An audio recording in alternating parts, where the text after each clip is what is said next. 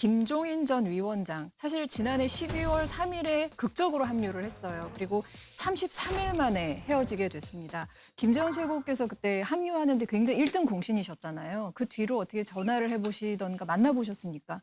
만나거나 전화 통화는 직접 하지는 않았어요. 네. 그러나 어떤 심정인지는 간접적으로 다 이해하고 있죠. 어떤 심정이시랍니까? 뭐 여기에 다 들어있습니다. 어떤 건지 알겠습니다. 그렇게 어렵게 와인까지 마셔가면서 삼고초려, 사고초려까지 해가면서 모셔왔잖아요. 그 뒤로도 와인도 드시고 그래야지 인사에서도 모르게 제시켜 불지 뭐 일정도 안 알려줘 불지 후보도 준비를 안 해버리고 공부도 안 해버리지. 그러니까 화가 나지요.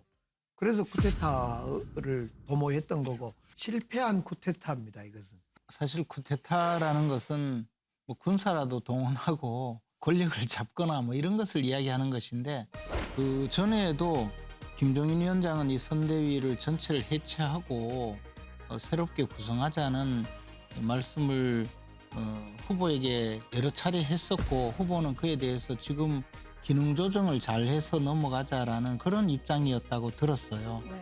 그랬는데 이제 지지율도 떨어지고 하는 과정을 거치면서 김종인 위원장이 선대위 해체하는 것이 내가 볼 때는 후보에게 유리하다 뭐 그런 판단을 하셨겠죠. 그래서 기습적으로 발표한 거죠. 김종인 위원장이 굉장히 선이 굵은 분이거든요. 굉장히 심플하게 상황을 정리하면서 과감하게 지휘하는 그런 스타일이신데 지휘석에는 앉혀놓고 지휘자의 권한은 제대로 주지 않은 면도 있었고 이 일을 처리하는 과정에서 후보자보다도 내가 후보자를 충분히 다 조절할 수 있고 내 스타일로 가면 후보는 따라올 것이다 라고 하는 생각이 앞섰던 것 같아요.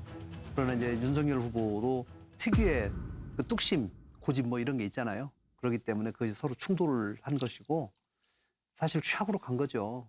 제가 누누이 말씀드렸지만 후보에게 권력이 100% 있고 김정일 위원장은 그 권력이 0이거든요. 0%예요. 그게 현실인데 그 착각했던 거예요. 자신이 99% 갖고 있다. 그러니까 이제 알리지도 않고 해체를 발표했는데 해체하더라도 후보가 그걸 발표했어야 됩니다. 당연히. 그러면서 김정일 위원장이 만약 해체에 정말로 뜻이 있었다면 자신이 먼저 사표를 냈어야 되는 거예요. 후보한테. 그런데 사표의 그 변이 뭐냐 그랬을 때 효율적으로 실무형으로 바꿔야 된다. 그럴 때 설득력이 있잖아요. 그리고 후보가 존중이 되는 것이고. 그 후보가 무슨 말인지 충분히 알겠다. 그다음에 내가 바꾸겠다. 그러면 얼마나 깔끔합니까? 그 모양이. 그런데 제가 보기에는 자신은 과신했던 거죠. 그리고 너무 늦은 거예요. 그것도. 왜냐하면은 11월 초에 그 이제 후보가 결정이 됐는데 거기 선대위에 들어온 게 한 달 지나서잖아요. 또 한 달 지나서 해체됐잖아요. 2달을 허비한 그 중요한 시간. 김정일 위원장 때. 김정일 위원장의 그 영입은 완벽한 패착이죠. 있을 수 없던 일이었는데 일어난 거예요. 그러니까. 김정일 위원장이 또 뒤끝 장렬이었어요. 윤 씨 이러면서. 그 정도의 소위 정치적 판단 능력이면은 더 이상 나하고 뜻을 같이 할 수가 없죠. 윤석열 후보가 대통령이 되면 나라를 어떻게 해야 되겠다고는 그런 비전이 보이질 않으니까 지금까지 이렇게 해내고 있는 거예요. 내가 사실 이준석 대표를 내가 무슨 감싼다는 이딴 소리를 또 그 윤석열 주변의 사람들이 한 것 같은데. 그거는 도의상에도 어긋나는 일이죠. 자기가 어제까지 모셨던 후보인데 잘리니까 바로 윤 씨가 된다? 그게 저는 좋지 않다고 봐요. 위로합니다. 참 이런 위로를 받다니 진짜. 그러면 이제는 이재명